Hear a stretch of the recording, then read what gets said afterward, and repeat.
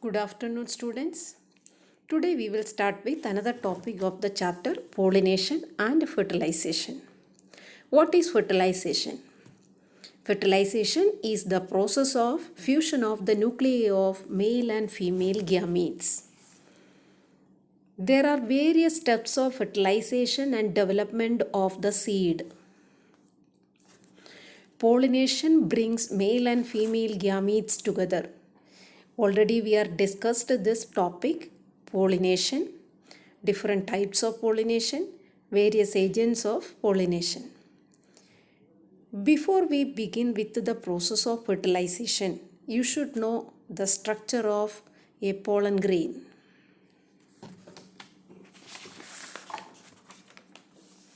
In front of you on the screen you can see hibiscus flower with pollen grain.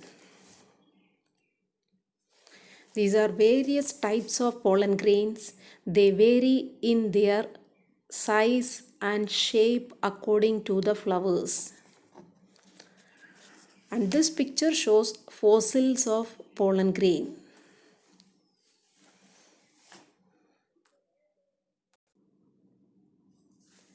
This diagram that which shows the structure of a pollen grain. A pollen grain is a cell with a double wall, an outer exine and an inner indine. An outer exine and an inner indine. The exine, this layer is formed by a highly resistant organic material called sporopollenin. It is non-biodegradable. Non-biodegradable means microorganisms, they are not able to decompose pollen grains. Due to the presence of sporopollenin, fossil of pollen grains are always found in good condition. The inner wall is called indine. The indine is thin, soft and elastic, made up of pectin and cellulose. A few places the exine is very thin and it is called germ pore.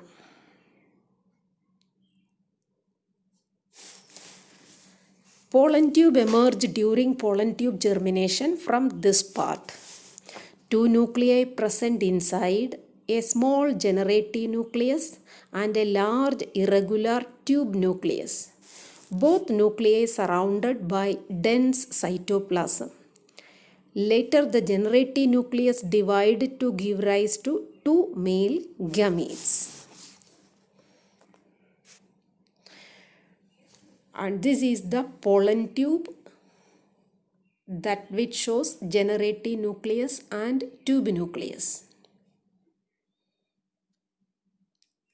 Let us study the structure of ovule.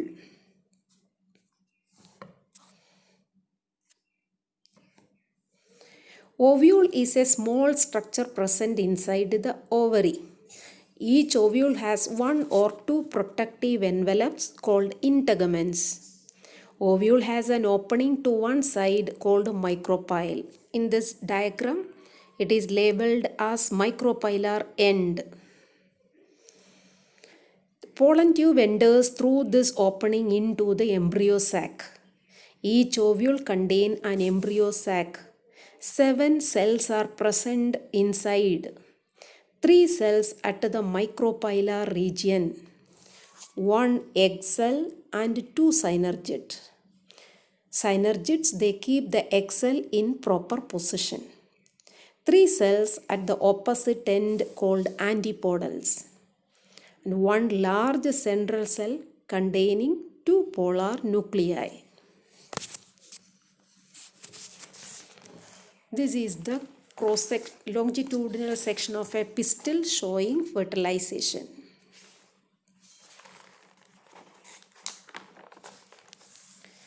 Next topic, mechanism of fertilization. Listen very carefully. First step, germination of pollen grain on stigma. Stigma is the part of pistil which receive pollen grains. Pollen grains germinate only if it falls on the stigma of the same plant species. Otherwise, it disintegrates.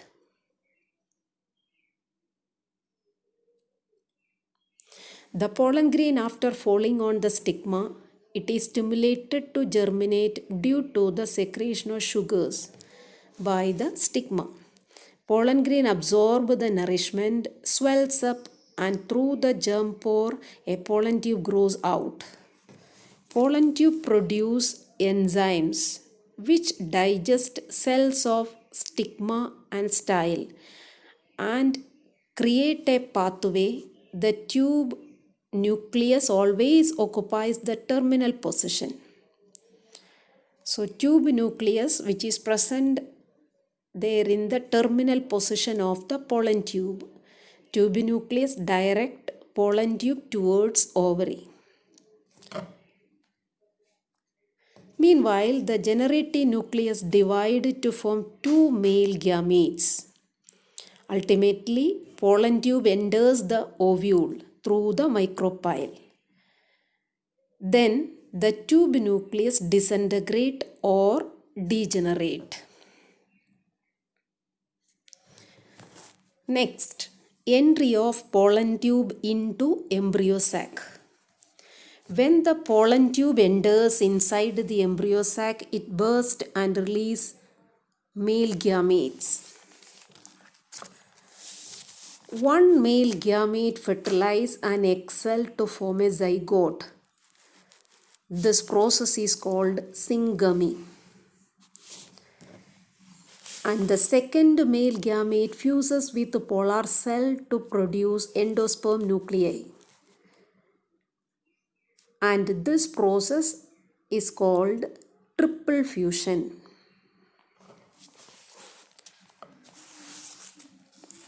Now, what are the changes happens to the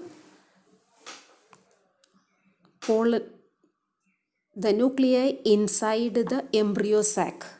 When the pollen tube enters inside the embryo sac, it bursts and releases male gametes. One male gamete fertilizes an egg cell to form zygote, and this process is called syngamy. The second male gamete fuses with the polar cell to produce endosperm nuclei, and this process is called triple fusion. Two fertilizations have occurred, or fertilization takes place twice at a time in angiosperms. Angiosperm means flowering plants, and this process is called double fertilization. The zygote formed in syngamy develop it into embryo. The endosperm nuclei formed by triple fusion develop into endosperm, and it used as nutrition in growing embryo.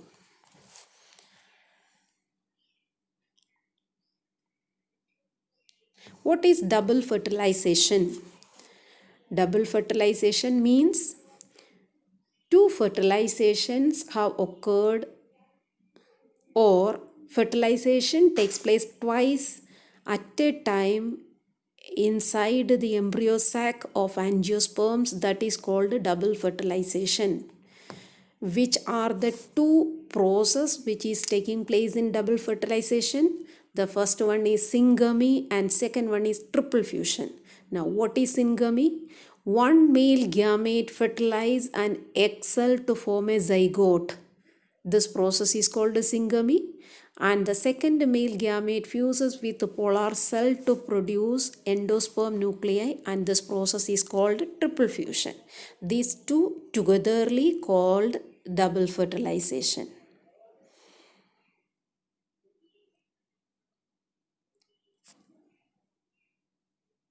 This is the diagram that which shows longitudinal section of a pistil showing fertilization.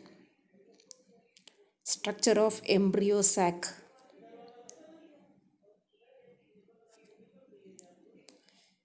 Pollen grain germinating on stigma. Structure of pollen grains. All these diagrams that which shows the mechanism of fertilization.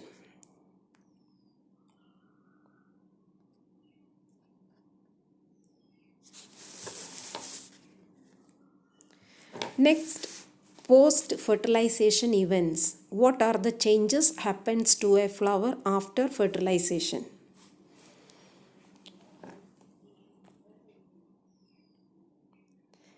Sepals fall down, stamens fall down, ovaries changing as in the form of fruit, ovules as in the form of seeds, inner integument as tegmen, nucellus consumed or perisperm is present if present, synergids disintegrate, central cell endosperm.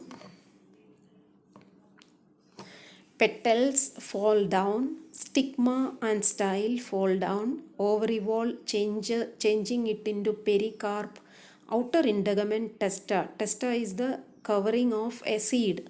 Micropyle remain as micropyle in case of seed, zygote as embryo, antipodal cells degenerate. And this is the table that which shows what are the changes happens to a flower after fertilization.